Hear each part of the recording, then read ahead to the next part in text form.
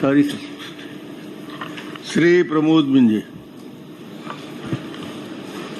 माननीय अध्यक्ष महोदय, मैंने कृषि मंत्री जी से सवाल रखा था कि संभागीय कार्यालय अंबिकापुर में खुला हुआ है और उस संभागीय कार्यालय में 2021 से लेके जून 24 तक कौन कौन सी मशीनरी उपलब्ध कराई गई थी किसानों की सुविधा के लिए। मैं जानना चाहूंगा कि उसमें क्या क्या सुविधाएं और कौन कौन सी मशीनरी उपलब्ध कराई गई थी। उन्होंने जवाब में कहा है कि 2022 से लेकर 24 तक एक डायरेक्ट राइस सीडर मशीन और एक मल्टी क्रॉप प्लांटर उपलब्ध कराई गई। मैं जानना चाहूंगा, मैं समझ नहीं पाया डायरेक्ट राइस सीडर और मल्टी क्रॉप मशीन क्या है, किसानों के लिए क्या काम करती है और उसका उपयोग वहां क्या हुआ है। बैठ जाइए। अध्यक्ष महोदय, हमारे बहुत ही सक्रिय सदस्य भाई प्रबोध मिंज जी ने बहुत ही महत्वपूर्ण प्रश्न किया है और जहां तक जिस मशीन के बारे में आपने जानकारी मांगा है मैं उपलब्ध करा दूंगा कि क्या इन मशीनों का क्या क्या उपयोग होता है। तो ये कृषि कार्य से ही संबंधित है, खेतों के लेबलिंग से लेकर के वहाँ मिट्टी के कैसे अच्छे तरीके से खेती लायक बनाए जा सके और इस मशीन का उपयोग जो है ज़्यादातर जो है धान की बोनी के लिए ही किया जाता है। माननीय अध्यक्ष महोदय, धान की बोनी के लिए और खेतों को बनाने के लिए बनाया जाता है। ये मशीन उपलब्ध कराई से बताया गया है कि 83 किसानों को कस्टम हायरिंग की सुविधा प्रदान की गई। कस्टम हायरिंग की सुविधा, ये तात्पर्य समझ नहीं पाया, कस्टम हायरिंग कैसे किया जाता है और केवल 83 किसानों को इसमें सुविधा दी गई है। तो ये बताएंगे कि और जो आपने कहा कि उसमें जो खेत समतलीकरण बाकी चीज के लिए किया जाता है, तो ना वहाँ न रोटावेटर उपलब्ध है, न उसमें कैजविल उपलब्ध है, न कोई नांगर उपलब्ध है। तो इन मशीनों का क्या काम, और वहाँ जो मशीनें हैं वो बिना रोटावेटर, बिना नांगर और बिना कैजविल के क्या काम करती होंगी। और 2 साल हो गई मेरी जानकारी के अनुसार और मशीनों का कोई उपयोग नहीं हुआ। जब से वहाँ गई है मशीन खड़ी है और उसमें कोई उपयोग नहीं हुआ है। और जो 83 किसान कस्टम हायरिंग पता नहीं उसी मशीन में कराए हैं या और किसी मशीनों से कराया गया है कि पहले की मशीनें थी, इसकी जानकारी। अध्यक्ष महोदय, अब मशीनें, ये बात सही है कि पहले की मशीनें हैं रखी हुई हैं, लेकिन वर्तमान में वहाँ उस क्षेत्र में, वहाँ उस केंद्र में जो मशीनें वो सभी चालू हालत में। और जहाँ तक आपने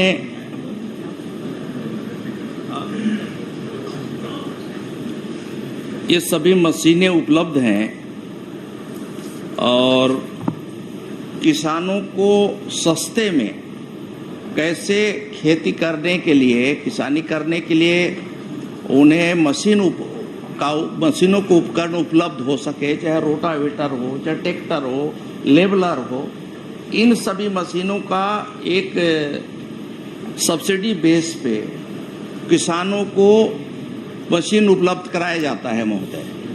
अब ये बात सही है कि मात्र जो है 83 किसानों को वहाँ उपलब्ध हो पाया है। तो इस विषय को मैं काफ़ी गंभीरता से लेते हुए हमने विभाग को भी निर्देशित किया है कि ये जनहित का मामला है। आम जनों से, आम किसानों का कैसे हम बेहतर उनका बेहतरी के लिए काम कर रहे हैं, कैसे उनको अच्छी सुविधा दे सकते हैं। सरकार की जब इतनी अच्छी योजना है तो ये पूरी तरह से केंद्र सरकार के द्वारा जो संचालित योजना है महोदय।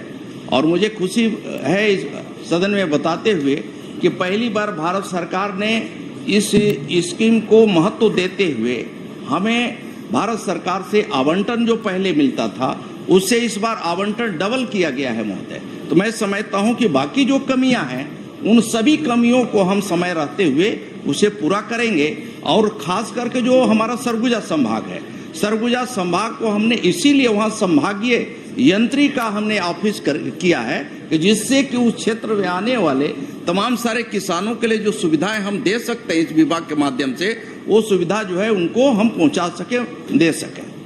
वो पूछ रहे हैं कस्टम हायरिंग क्या है, यही पूछ रहे हो ना? जी जी, कस्टम वो हायरिंग समझा दीजिए इनको। महोदय, किसानों को ऑन पेमेंट इन मशीनों को उपयोग करने के लिए हम उन्हें ये सुविधा प्रोवाइड करते हैं। अध्यक्ष महोदय, आपके माध्यम से जानना चाहूंगा मंत्री से, और 83 किसानों को कस्टम हायरिंग बताए हैं, क्या उनकी सूची उपलब्ध करा देंगे? और पूरे संभाग में, सरगुजा संभाग बहुत बड़ा संभाग है, और उस संभाग भर में केवल कहां-कहां वो उन मशीनों को 83 किसान, जो वहां मेरे को लगता है हजारों किसान हैं, लेकिन केवल शासन कितनी बड़ी योजना का 83 किसान को ही आज तक लाभ मिला। और मेरी जानकारी के अनुसार मशीनें 2 साल से खड़ी हैं, और उसमें जो सहायक कृषि यंत्री हैं उनको केवल फाइनेंशियली केवल 5,000 का पावर है। छोटा सा मशीन खराब होकर पड़ा हो गया, उसको मेंटेनेंस करने के लिए उसके पास पैसा नहीं है, उसके डीजल वगैरह देने के लिए पैसा नहीं है, और उसके चलते कोई किसानों को उसका कोई लाभ नहीं मिल पा रहा है।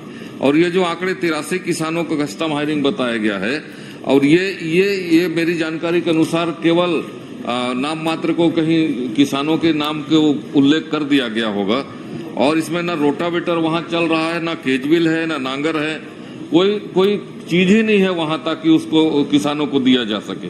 तो इस ओर ध्यान करेंगे, और उसको जो सहायक यंत्री का है उसको भी 5,000 से ज्यादा उसकी मेंटेनेंस राशि उसको बढ़ाएंगे ताकि किसानों को लाभ मिले। और मैं एक चीज और जानना चाहूंगा, पूरे संभाग के लिए तो मान लीजिए अंबिकापुर में कार्यालय है उसका, तो क्या उसको रामानुजगंज ले जाना है तो क्या वो मशीन जाएगी कैसे? आपका जो ये मशीन जो आपने कहा है, ये राइस सीडर है, मल्टीक्राफ्ट मशीनें जाएगी कैसे वहां तक? आपके विधानसभा में कैसे जाएगी मंत्री जी? जी, हमारे माननीय विद्वान सदस्य ने एक साथ बहुत सारे प्रश्न किया है। मैं सभी प्रश्नों का उत्तर देने के लिए मैं तैयार हूं।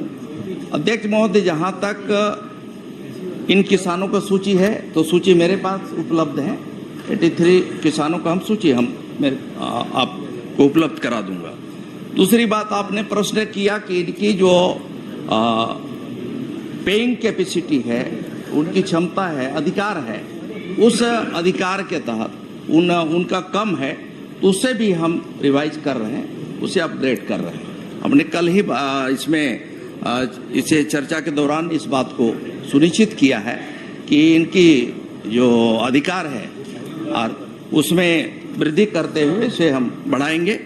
तीसरी बात आपने किया है कि बाकी क्षेत्रों के लिए, तो बाकी जिलों में भी हम बाकी पदों की जो कमियां हैं उसे भरते हुए इस योजना को कैसे अच्छे ढंग से हम चला करके